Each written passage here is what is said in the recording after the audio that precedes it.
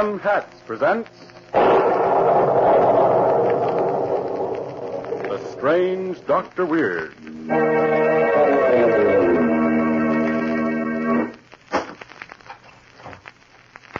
Good evening. Come in, won't you? You seem a bit nervous. Perhaps it would calm you a little if I were to read to you from the secret journal of Professor Drake. It's a fascinating tale.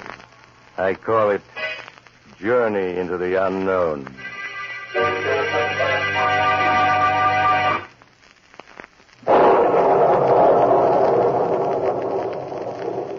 There are some extremely interesting entries in Professor Drake's journal, particularly those beginning with the entry made October 1st, which reads, "Today my son Paul has reached the final stages in the preparation of his serum number 17. After 2 years of intensive work and 16 failures, he believes that he's at last succeeded." But just think of it, Paul. Before you took the serum, you could only lift 200 pounds. But now you can lift 400. Why, your strength has been doubled. Yes. With the added strength my serum will give him, man will be able to resist diseases that he succumbs to now. His lifespan will be lengthened by 20 or 30 years. Perhaps he... No, I'll answer it, Paul. Oh, it's you, Julia. Yes, I want to, Paul. Oh, you can't, Julia. He's right in the midst of an But experiment. I haven't seen or heard from him in 2 weeks. After all, I am his fiancée. But, Julia, he can't be disturbed. He's in the... Oh, hello, darling. Why, Julia. Oh, Paul, you squeezed me so tightly. I'm sorry, dear. I'm afraid I don't know my own strength. Oh, that's all right. Paul, what kind of experiment is it you're working on? Darling, I can't reveal anything yet, not even to you. But when my work is done, you'll be the first one to hear about it.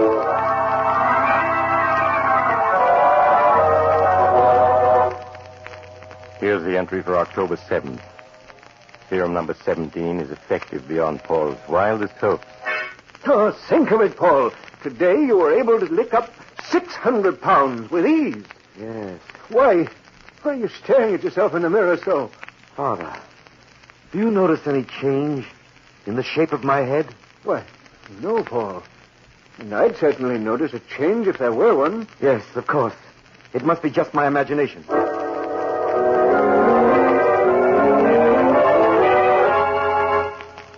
On October 8th, he wrote, "This morning when I entered the laboratory, I found Paul fast asleep at his desk. I woke him. Paul, wake up. Huh? You should have gone to bed when I...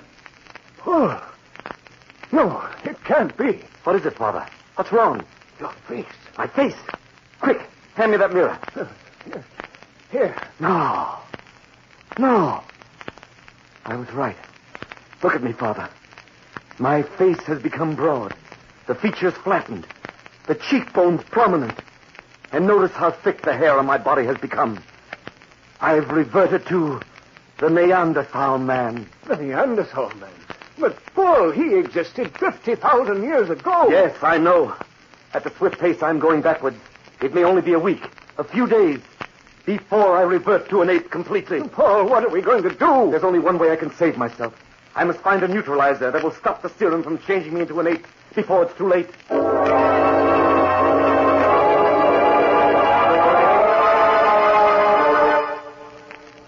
In his entry for October 10th, he wrote, "Paul has been working 48 hours without rest, and so far has been unsuccessful in finding a neutralizer.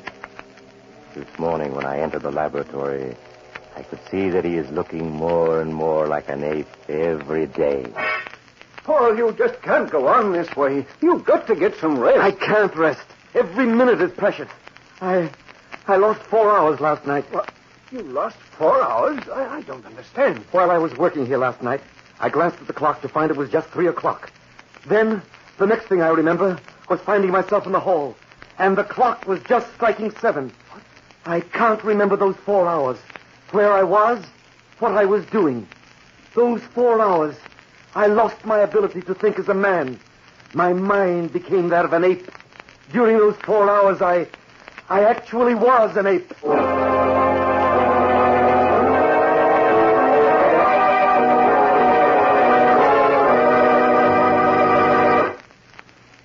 return to the story of the terrible danger threatening this young scientist in just a moment. Meanwhile, for a breathing spell, a word from Dr. Weird. Yes, a breathing spell. Something pleasant to think upon. And what subject would be more appropriate at this fall season than hats? I'm sure my young friend here can tell you something most helpful about Adam hats. Thank you, Doctor. Gentlemen, Adam, hatter to famous Americans for many years, has created a brand new value in fine headgear for men. It's the Adam 5. Nowhere in America can you find a better buy. Try on an Adam 5. See for yourself. Notice the perfect fit, the up-to-the-minute fashion, the quality feel of the lustrous, fine fur felt. Every Adam 5 is fine fur felt, hand-blocked by master craftsmen. And you have a great variety of correct styles from which to choose. Try on an Adam 5 tomorrow. You'll look right and feel right in one. Proud to be seen wearing one anywhere.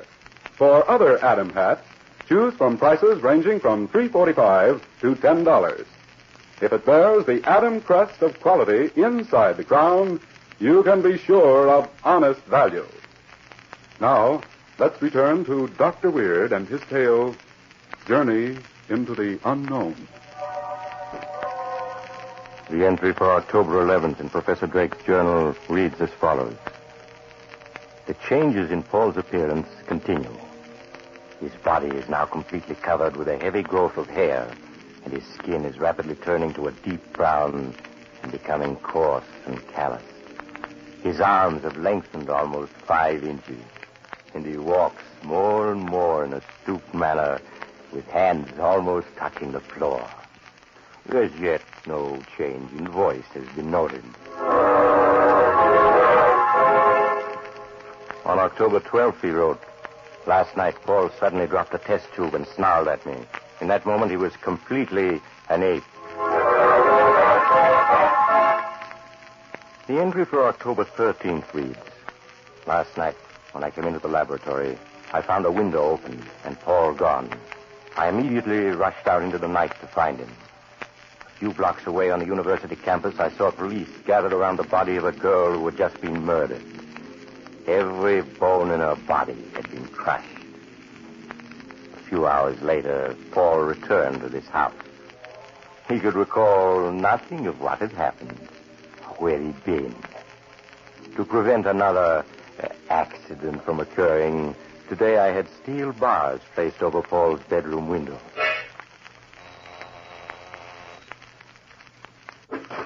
Oh, it's you, Julia. Good evening, Mr. Drake. I want to see Paul. No, I'm sorry, Julia, but Paul can't be disturbed. He's asleep in his room. You've been putting me off for days, but this time I am going to see him. Hey, Julia, come back. You can't see him now. The light switch. Oh, here it is. Julia, you shouldn't Why, have... he isn't here. This room's empty. He isn't here. Why were those bars put over Paul's windows? It's all part of the experiment, Julia. Well, this window over here, as though someone had bent the bars apart to escape. But no man could have bent bars as strong as these. That ape, What ape, Julia? the one that the police believe crushed that poor girl to death last night. Now, really, Julia, do you think for You a moment were that... using an ape in the experiment. This room was his cage, and now he's escaped. Julia, you're wrong, I assure you. Paul's out looking for that ape, isn't he? And the ape's a killer. Please, Julia. I'm going to get the police.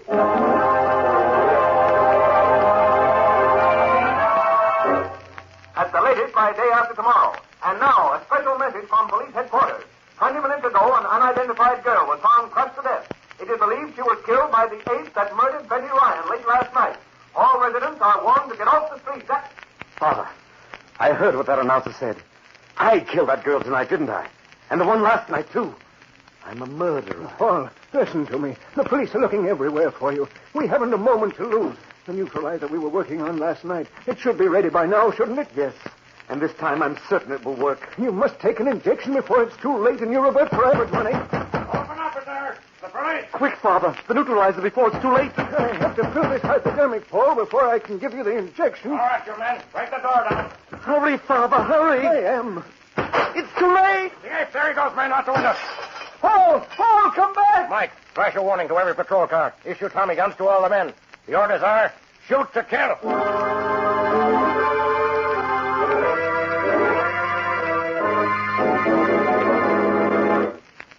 men. Spread out. We've got the ape cornered now. Please, Chief, you've got to listen to me. If you'll only let me inject this neutralizer into him, and there won't be any need for all Oh, this. don't listen to him, Chief.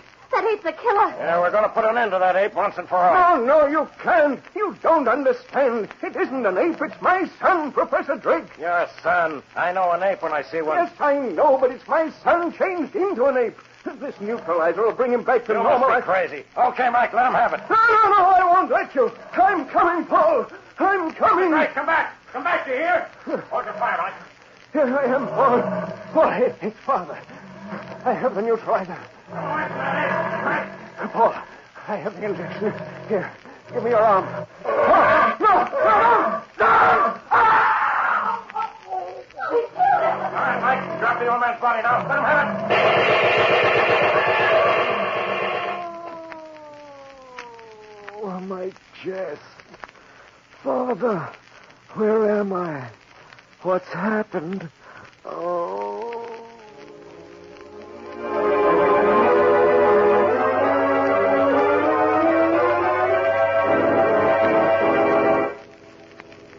It was a great pity about poor Professor Drake, wasn't it?